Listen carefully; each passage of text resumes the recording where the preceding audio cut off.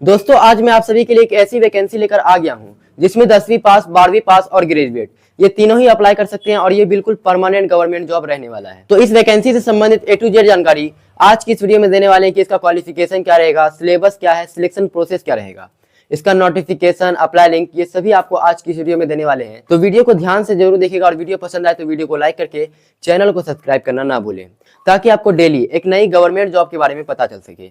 तो चलिए बिना किसी टाइम वेस्ट के करते हैं वीडियो को स्टार्ट। सबसे पहले बात करते हैं कि ये वैकेंसी निकाली किसने है। तो ये जो वैकेंसी है ये स्टेट यूनिवर्सिटी रिक्वायरमेंट 2025 की है, यानी स्टेट यूनिवर्सिटी में ये वैकेंसी निकाली गई है और ये गवर्नमेंट यूनिवर्सिटी रहने वाला है, यानी ये आपकी सरकारी नौकरी रहने वाली है और बिल्कुल परमानेंट गवर्नमेंट जॉब रहेगा।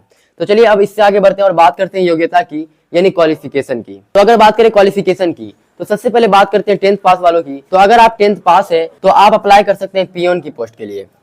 10th पास वाले के लिए यहाँ पे पियोन का पोस्ट निकाला गया है, इसी पोस्ट पे आप अप्लाई कर सकते हैं। और अगर बात करें 12th वालों की तो यहाँ पे अगर आप 12th पास है किसी भी स्ट्रीम से, साइंस, कॉमर्स या आर्ट्स, किसी भी स्ट्रीम से अगर आप 12th पास है तो आपके लिए यहाँ पे पोस्ट निकाला गया दफ्तरी, इसके लिए आप अप्लाई कर सकते हैं। अप्लाई ऑलरेडी स्टार्ट हो चुका है और अप्लाई का जो लास्ट डेट रहने वाला है वो रहने वाला है 30 दिसंबर। 30 दिसंबर तक आप इस फॉर्म को अप्लाई कर सकते हैं।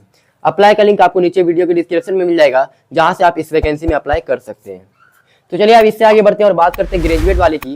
किसी भी बैचलर डिग्री से अगर आप ग्रेजुएट हैं तो आप अप्लाई कर सकते हैं क्लर्क कम डीईओ के लिए। डीईओ का फुल फॉर्म होता है डाटा एंट्री ऑपरेटर।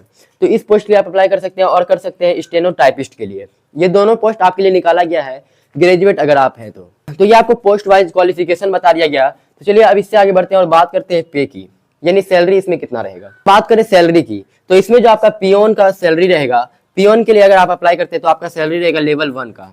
लेवल 1 के अकॉर्डिंग आपको 30,000 पर मंथ सैलरी मिलने वाला है। और वहीं अगर आप अदर पोस्ट के लिए अप्लाई करते हैं जैसे क्लर्क कम डीईओ के लिए या फिर स्टेनो टाइपिस्ट के लिए या फिर दफ्तरी के लिए, ये तीनों में से अगर आप किसी भी पोस्ट के लिए अप्लाई करते हैं तो आपका सैलरी रहेगा लेवल 2 का। लेवल 2 के अकॉर्डिंग आपको 35 से 40,000 पर मंथ सैलरी मिलने वाला है, जो कि काफी शानदार सैलरी है। तो आप इसके लिए आवेदन कर सकते हैं। तो चलिए अब आगे बढ़ते हैं और बात करते हैं अप्लाई की। तो अप्लाई इसका ऑलरेडी स्टार्ट हो चुका है और अप्लाई का लास्ट डेट रहने वाला है 30 दिसंबर। अप्लाई का लिंक आपको दे दिया गया है वीडियो के डिस्क्रिप्शन में जहां से आप इस वैकेंसी में अप्लाई कर सकते हैं।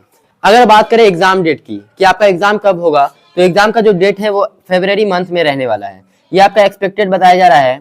यहाँ पे एक्सपेक्टेड आपका जो एग्जाम है वो फरवरी मंथ में हो जाएगा। और आपका जो यहाँ पे ग्रेजुएट वाला पोस्ट है, ग्रेजुएट में आपका 60% मिनिमम मार्क्स होना चाहिए सिर्फ ग्रेजुएट में, तो आप इसके लिए आवेदन कर सकते हैं। बाकी अगर आप 10th पास है कितने भी परसेंटेज से तो आप इसके लिए अप्लाई कर सकते हैं, लेकिन इसमें आपका परसेंटेज मांगा गया 60% आपका मिनिमम मार्क्स होना चाहिए। तो चलिए अब आगे बढ़ते हैं और बात करते हैं फीस की।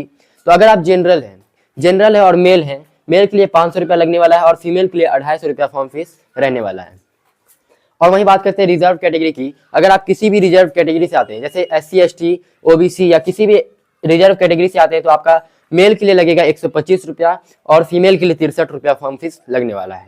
अब आपका सवाल होगा कि इस फॉर्म को भरने के लिए एज कितना होना चाहिए। तो एज की अगर बात करें तो 30/12/2025 से इसमें आपका एज काउंट किया जा रहा है, यानी 30/12/2025 तक आपका मिनिमम एज 18 वर्ष और मैक्सिमम एज 42 वर्ष होना चाहिए, तभी आप इसके लिए आवेदन कर सकते हैं। 42 वर्ष बहुत होता है, मुझे नहीं लगता कि आपको एज में कोई दिक्कत होने वाली है। ये आपका जनरल के लिए बताया गया। और अगर आप ओबीसी कैटेगरी से आते हैं तो आपको एक्स्ट्रा 3 वर्ष का रिलैक्सेशन दिया जाएगा, यानी आप एक्स्ट्रा 3 वर्ष तक अप्लाई कर सकते हैं, 45 वर्ष तक आप अप्लाई कर सकते हैं। वहीं बात कर लेते हैं SC ST की, तो SC ST को 5 वर्ष का रिलैक्सेशन, यानी आप 47 वर्ष तक इस फॉर्म को अप्लाई कर पाएंगे। PWD भी इस फॉर्म को अप्लाई कर सकते हैं, यानी फिजिकली हैंडीकैप्ड भी, तो उसको 10 वर्ष का रिलैक्सेशन दिया जाएगा।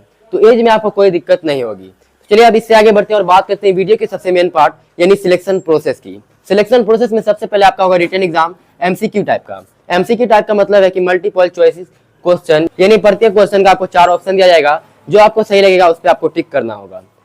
अगर बात करें इस एग्जाम के सिलेबस की तो सिलेबस में आपका 100 क्वेश्चन का एग्जाम होगा, 100 मार्क्स का एग्जाम होने वाला है, यानी प्रत्येक क्वेश्चन आपका 1 मार्क्स का रहेगा। और वहीं बात करें टाइम की तो टाइम आपको 90 मिनट का देखने को मिल जाएगा, यानी पूरे 1.5 घंटे का आपको टाइम दिया जाएगा 100 क्वेश्चन करने के लिए।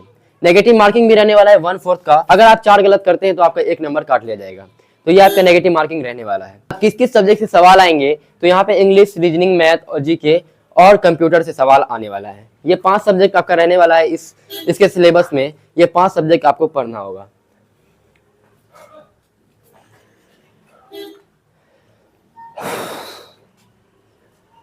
और यहाँ पे एग्जाम देने के बाद आपका होगा स्किल टेस्ट। स्किल टेस्ट का मतलब है यहाँ पे जो आपका पोस्ट बताया गया DEO का, इसके लिए आपका होगा टाइपिंग टेस्ट। टाइपिंग टेस्ट में आपका हिंदी इंग्लिश किसी में भी आप टाइपिंग कर सकते हैं। उसके लिए आपका 30 वर्ड पर मिनट टाइपिंग स्पीड होना चाहिए। और वहीं अगर आप स्टेनो टाइपिस्ट के लिए अप्लाई करना चाहते हैं तो आपका स्टेनोग्राफी टेस्ट होगा। स्टेनोग्राफी टेस्ट का मतलब होता है शॉर्ट हैंड टेस्ट, यानी कि आपको बड़े से बड़ा पैराग्राफ को मात्र कुछ लाइनों में लिखना होगा। ये आपका इस चीज का टेस्ट होने वाला है। और अगर आप इन दोनों के लिए अप्लाई करते हैं, पियोन और दफ्तरी के लिए, तो इसमें आपका कोई भी स्किल टेस्ट नहीं होगा, सिर्फ आपको एग्जाम क्वालिफाई करना होगा, तब आपकी ये जॉब हो जाएगी। तो ये आपको सभी जानकारी दे दी गई है। उम्मीद है कि आपको ये वैकेंसी पसंद आई होगी। तो आप इस वीडियो को लाइक करके चैनल को सब्सक्राइब जरूर करें ताकि ऐसी ही वैकेंसी आप तक डेली पहुंचते रहें। बाकी इसका नोटिफिकेशन और अप्लाई लिंक आपको वीडियो की डिस्क्रिप्शन में दे दिया जाएगा, जहां से आप इसके लिए अप्लाई कर सकते हैं और नोटिफिकेशन को भी आप पढ़ सकते हैं। और अगर आपका कोई भी डाउट है तो आप हमें कमेंट सेक्शन में कमेंट करके सवाल कर सकते हैं। हमारी टीम आपके सवालों का जवाब देने की पूरी तरह से कोशिश करेगी। आपसे मिलते हैं अगले वीडियो में इसी तरह की वैकेंसी के साथ। तब तक आप अपना ख्याल रखिएगा। Bye bye, take care.